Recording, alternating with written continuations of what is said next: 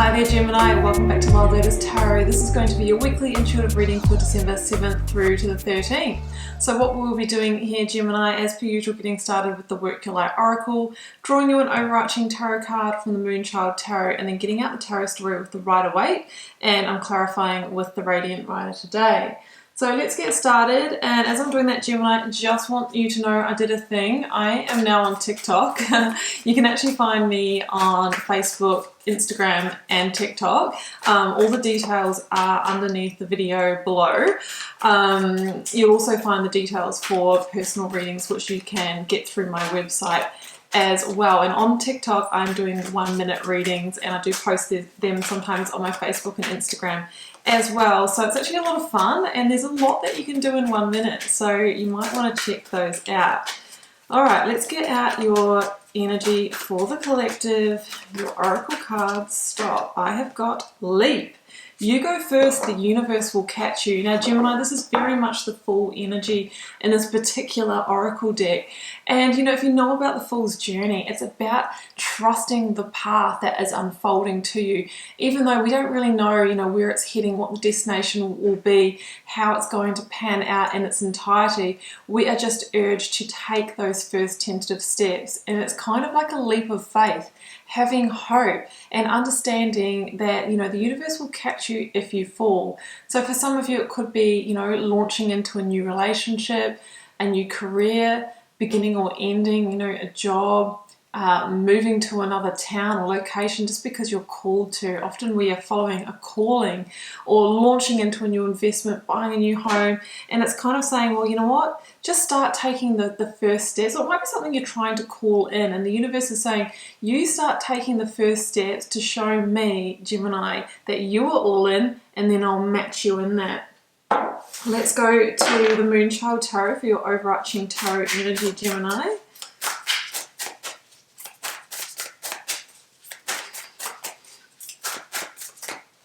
For the Gemini collective, I have got, oh my goodness, 10 of Cups. Wow, okay, well, I really think this leap could be a good idea. I mean, the 10 of Cups for me is one of my best life cards, together with the 10 of Pentacles. 4 of Wands is my happy ever after, and it really says that maybe you need to leap towards whatever this path that is, you know, opening up to you, Gemini, because it has the ability to fulfill you on a grand scale. You know, the 10 of Cups is the ultimate level of emotional fulfillment, joy, love, harmony, happiness, all of that kind of thing. And what is that for you? It will be different for you as to what it is for me. Like for many of us, it's finding that beautiful, stable, loving relationship, potentially a family, however that looks for you, living in a place that we love, and, you know, not having to struggle with money and having our needs met. So I feel like this is kind of saying, if you do take that leap, potentially this is where it could lead to. So I like where this is going, Gemini. Of course, there's always going to be, you know, our blocks and obstacles along the way, and that is just life. Sometimes it doesn't just like, you know, it's not just handed to us on a silver platter. We've got to work for it. So let's see what the rest of the story is here, beginning with the energy of the recent past, Gemini. The Star, Aquarius in the Major Arcana, beautiful energy. High Priestess. I'm going to include these because they came out as well. I have got the 4 of Wands and the Queen of Wands. So there goes we've got the Happy Ever After card, we've got Divine Wish Fulfillment, we've got 10 of Cups, and pretty much the full energy here. Let's get the outcome out. It's too many, guys. I mean, yeah, sometimes stacks of cards do fall out. I just use my intuition. I know whether I'm focused or not, like that. Here we go. I've got the King of Swords and I've got the 6 of Swords. At the bottom of the deck, I've got the Lovers, Gemini, in the Major Arcana. Let's clarify and see where this is going, Gemini. Obviously, your energy is here with the Lovers. This is about you being called into your truth, for absolute sure. Clarifying the Star. Page of Cups. Yes, I love the Page of Cups. Such a surprise energy. Clarifying that whole selection of cards that we have in the middle, I have got Queen of Swords. We've got the Queen of Swords and the King of Swords. There's this real theme of, you know, truth, authenticity, moving towards that. What do you need to remove to find that, Gemini? Now clarifying, Eight of Swords clarifies the Six of Swords and the King of Swords. I've got the King of Swords at the bottom of this deck. Okay, well, let's jump in then. I'm going to start with the Star, because Gemini, the Star is the major arcana that follows on from the Tower, right? In the journey of life, the Fool's journey through the major arcana. And you know, the Tower moments can take many different forms. Some of you may have had a Tower moment in the recent past. For some of you, it will be in the deep past. But there's a sense here that it may have coloured, you know, the way that you have played life leading up to now. And there's some kind of fundamental shift going on for you to get back on your timeline, back online to your divine wish fulfillment. So maybe some of you were a little bit off track for a while, and you know when things feel off track, you know, everything's kind of difficult, the synchronicities aren't flowing. You can kind of feel like you're pushing uphill and that kind of thing, maybe attracting the wrong relationships, you know, work is not really working for you and all of those kinds of things. When the Star comes into the reading, it's a real indication that you've moved past the worst of it. I'm getting goosebumps at the moment. You know, you might have had that Tower in the past. It came down to remove something from your life that wasn't a fit, or give you some kind of great breakthrough or revelation. And now the Star says that, you know what, you are integrating that. You are healing and you're getting ready to move forward. Now, what direction are you moving forward to with the Star? They say, you know, to do with your divine wish fulfillment. What is it that you have been wishing for? Because absolutely this reading with the Ten of Cups, the Fool, and all of these truth indicators with those Swords Court cards says that you are moving towards your authentic truth and onto your authentic path here. You see in the Star energy there, you know, literally tipping out those old emotional charges from the past that you may have held on to through that Tower moment, or, you know, just getting ready to become balanced again. You can see this person is naked. There's a sense of vulnerability, of shedding old skins, of releasing the past and going, you know what, universe? I've actually surrendered and I am ready. I'm ready to take the Fool's journey, which is connecting with your rebel heart, which is your truth, and beginning to walk that path, even though others around you might say, oh, you're crazy for giving up that job. You get paid so well, and that you've just got this, you know, the woodwork that you love selling at the market or something like that. You know, it's like, go for whatever is your authentic truth. The Star is a beautiful energy. It says that your energetic centers are aligning. Your frequency is actually aligning now with what it is that is, you know, truly meant for you. So the King of Swords, and we've got this twice in the reading, we also have the Queen of Swords, is really about seeing the big picture with grand clarity now. Now that the towers have fallen, the rubble has cleared, you've gone through this healing process, you're getting clear on the way forward. You know, the King of Swords says, see the big picture. You might be going through a period of connecting the dots and seeing why you had to journey, maybe the hardships that you have emotionally, because it's led you to now where you're making some kind of fundamental shift towards a new destination that is really in alignment for you. So the King of Swords is also about cutting yourself free from, you know, past things that don't serve you anymore. It's about, you know, claiming that victory for yourself, which is living in alignment with your heart. And see on the throne there, it's got the butterfly motif. It's like going through this process of holding your boundaries, cutting yourself free from what doesn't serve you, tuning into that, you know, beautiful rebel heart energy, you start to move closer to your truth, which transforms your life. The butterfly, right? We're shedding skins and we're going through a rebirth in this reading in the direction of your divine wish fulfillment, your Ten of Cups. It's generally the energy of Aquarius. You might be dealing with an Aquarius person. I'm feeling this more of an indicator of truth. What kind of truthful conversations do you need to have? How can you live from the heart more? Now, we've also got Page of Cups here as well, which is interesting because I kind of feel like it's when you start like having an awakening to this and reconnecting with your heart, tipping out those old emotions of the past, that the synchronicities start again, right? The Page of Cups can be that synchronistic energy. have you been through those periods in life, Gemini, where you're just tuned and you can just feel that you're in flow with the universe? You start seeing 1111, you like get these crazy synchronicities, and you kind of think about a friend and they call you, or you think about what they're going to say, and then they say, when you're tuned in. And then sometimes we have periods where all that stops, and that can be an indicator that maybe we need to address something in our life that might be a block for that, right? And get back in the divine flow. I'm kind of feeling that you are getting back into that flow. You're getting back into, like, the messages are all around us, but is your receiver turned on? Well, there's going to be synchronicities coming in, Gemini, so make sure your receiver is turned on. Tune in. What is the universe telling you? The Page of Cups can be a surprise. It can be a surprise messenger. It can be a new, emotional, new opportunity for emotional fulfillment.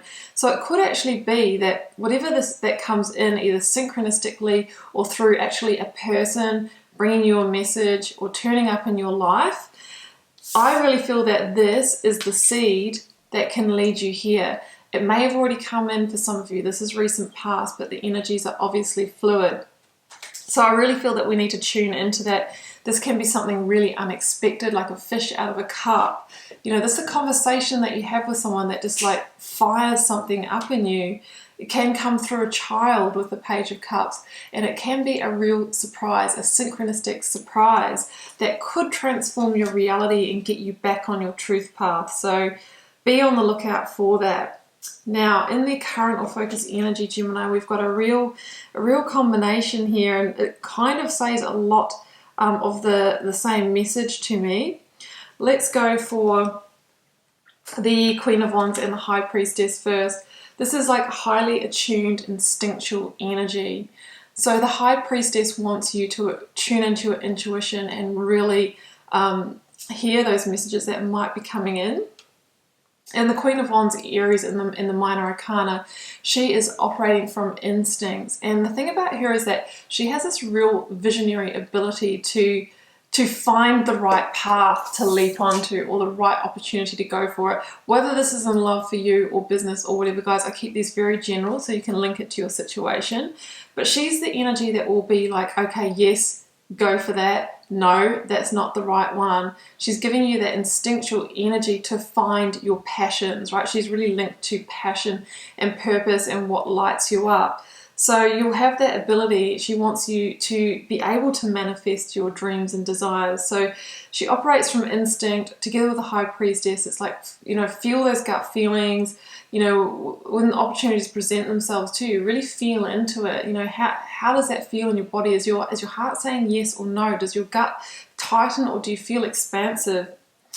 And there is a real sense here about the mystery being revealed to you in divine timing here with the High Priestess, Gemini. I kind of feel like that's the right time for this to be upon you. And it could be, that synchronistic message that kind of leads you to what is behind that pomegranate curtain. There's a real sense of being led here to that divine wish fulfillment.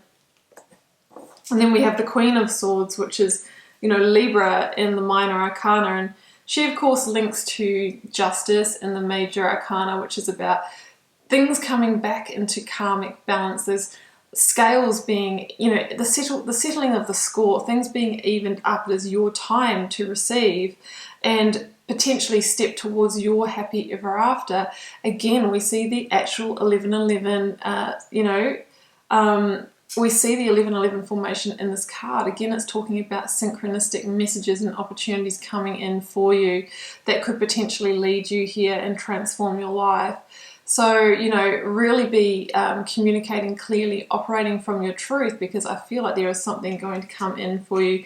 The Four of Wands, again, talks about that best life. Some of you that are hoping for marriage, engagement, soulmate kind of energy, it can come in when this card is here. But also it's a milestone. It's a milestone towards the Ten of Cups. Like, I'm not saying that, and I always say this when these cards are in the reading, it's not going to go from tipping out the emotions of the past to marriage and Ten of Cups in the space of a week, but these are milestones along the way.